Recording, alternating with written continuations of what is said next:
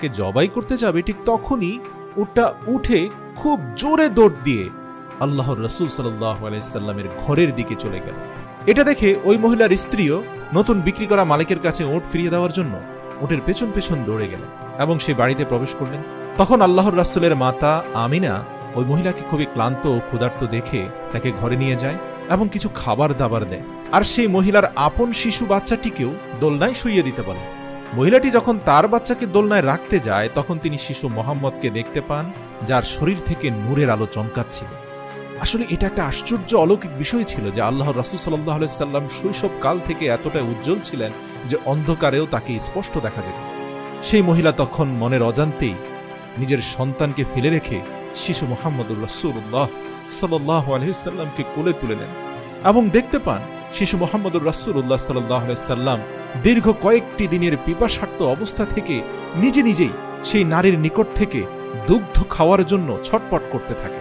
ক্ষুধার্ত শিশুর দিকে তাকিয়ে সেই নারী তার নিজ থেকেই শিশু মুহাম্মদুর রাসূলুল্লাহ সাল্লাল্লাহু আলাইহি সাল্লামকে দুগ্ধ পান করা।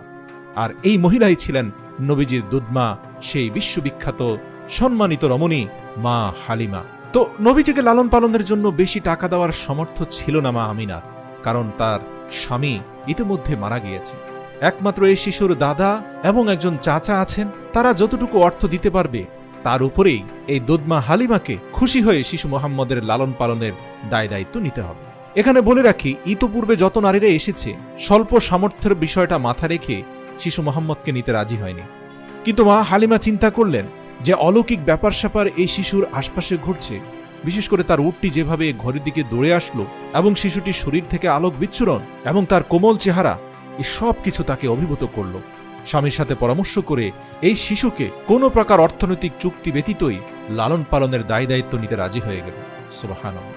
তারা জানতো এই শিশুর লালন পালনের জন্য যত অর্থ তাদের খরচ হবে সে অনুযায়ী তারা হয়তো পারিশ্রমিক পাবে না, কিন্তু তারপরেও শিশুটির প্রতি ভালোবাসা থেকেই তাকে নিজেদের সাথে নিয়ে যাওয়ার সিদ্ধান্ত নিল।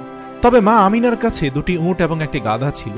দুটি উট এবং একটি গাধা মা হালিমাকে দিয়ে দেওয়া হয়েছিল, এছাড়া কোনো নগদ অর্থ দিতে পারেনি।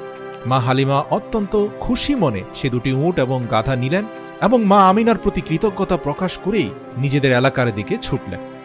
নিজেদের এলাকায় পৌঁছে মা হালিমা দেখলেন সেখানে তীব্র রহমতের বৃষ্টি শুরু হয়েছে, অথচ গত 10 বছর ধরে এই অঞ্চলে কোনো বৃষ্টিবাদল হচ্ছে না বলে মানুষের জীবনযাত্রা কঠিন হয়ে পড়েছিল।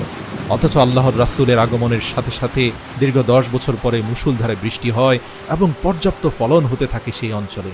পাশাপাশি নবী আসার পর থেকে দুধমা হালিমার ঘর যেন আল্লাহর রহমতে ভরে গিয়েছে। তার বকরিগুলো 2-3